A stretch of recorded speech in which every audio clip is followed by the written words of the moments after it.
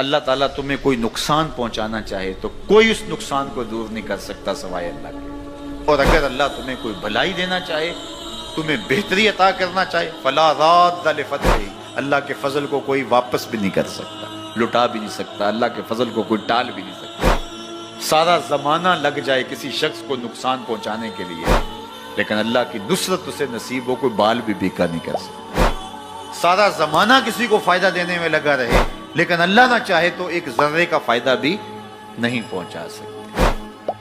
ایسا ہوتا ہے نا کہ مریض بہت دولت مند ہے اور اعلیٰ سے اعلیٰ علاج گاہ میں اس کو پہنچا دیا گیا، ہر وقت 5-6 ڈاکٹر اوپر کھڑے ہیں، ایک ایک سانس کو کنٹرول کرنے کی کوشش کرتے ہیں، کئی مشینوں کے اندر ایک ایک چیز کا ہر وقت ٹیسٹ ہو رہا ہے، لیکن موت آئی تو سارے ڈاکٹر ایک سانس کی بھیک بھی نہیں دے سکتے۔ اور دوسرا بیمار پڑا ہے، ہاسپٹل والوں نے بھی جواب دے دیا، اس غریب کو کسی پرواہ نہیں کی ہے، اس کو باہر جھاڑے میں پھینک دیا، میرا مالک شفا دینا چاہے تو اسے عطا کر دے۔ شفا اللہ کے پاس ہے، موت اللہ کے پاس ہے، زندگی اللہ کے پاس ہے، خیر اللہ کے پاس ہے، وہ جس کو جو چاہے عطا کرے۔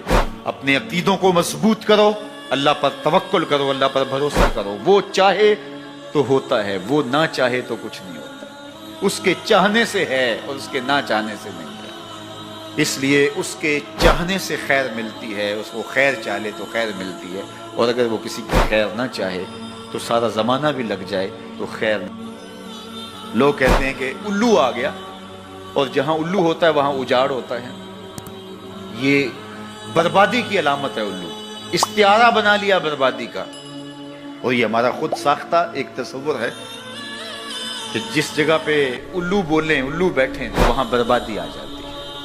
عجیب فلسفہ گھڑ لیا، الو کے بولنے سے بربادی کیسے آئے گی؟ اور اندر کا نفس الو بن گیا تو پھر بربادی آئے گی۔ اس کو دیکھو کہ وہ خراب تو نہیں ہو گیا۔ میں کہتا ہوں ایک گھر میں صبح کا آغاز سجدوں سے ہوتا ہے، پھر سورہ یاسین کی تلاوت کی جاتی ہے، سارا دن گھر کے اندر محبت، چاشنی اور پیار سے افراد خانہ کا وقت گزرتا ہے، کمائی کر کے لانے والا گھر کا کفیل رزق حلال لا کے اپنے بچوں کو کھلاتا ہے، نظر کی پاکیزگی اور خیالوں کی طہارت کا ساما ہوتا ہے۔ شام کو سورہ واقعہ پڑھی جاتی ہے، سونے سے قبل سورہ ملک کی تلاوت ہوتی ہے، دہلیز پہ آنے والے سائل کو جھڑکا نہیں جاتا، مہمان کی عزت کی جاتی ہے، تکریم دی جاتی ہے، گھر کو صاف ستھرا رکھا جاتا ہے، قرآن کی تلاوت کی مہک پھیلی ہوتی ہے گھر میں۔ گھر کے اندر درخت پر 100 الو بھی بیٹھ جائیں، اس گھر میں بربادی نہیں آئے گی۔ اور ایک گھر میں اللہ کے حکموں کو توڑا جاتا ہے، افراد خانہ ایک دوسرے کو گالم گلوچ کرتے ہیں، قرآن کبھی کھول کے کسی نے نہیں دیکھا، سجدے کی کسی کو توفیق نہیں ہوئی، تو گھر کے اندر جو مرضی رکھ لیں برکت نہیں ہوگی۔ میاں یہ تو تمہارے اعمال کا نتیجہ تھا، لیکن تم نے لگا دیا الو کے کھاتے کہ الو بیٹھ گیا، یہ سب کچھ بربادی ہوئی۔ تم نے وعدے توڑے، تم نے لوگوں کو 2 نمبر مال دیا، اس لیے تمہاری فیکٹری برباد ہوئی، اس لیے تمہاری دکان نہیں چل رہی، کہ تم کہتے کچھ ہو دیتے کچھ ہو۔ ایک مرتبہ جو دھوکہ کھاتا ہے وہ دوبارہ تمہاری دکان پہ نہیں آتا۔ یہ الو کا کام نہیں ہے، یہ تمہارے نفس کے الو کا کام ہے، لیکن تم نے الو پہ مڑ کے کسی منحوسہ، یہ فلاں منحوسہ ہماری دکان پہ آئی صبح، آج سارا دن گاہک ہی نہیں آیا، کیا فلسفہ تم نے تراشا؟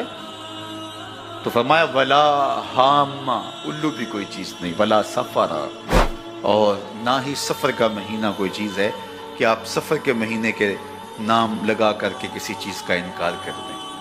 یہ اللہ کی طرف سے ہے جو تمہیں نصیب ہوتا ہے۔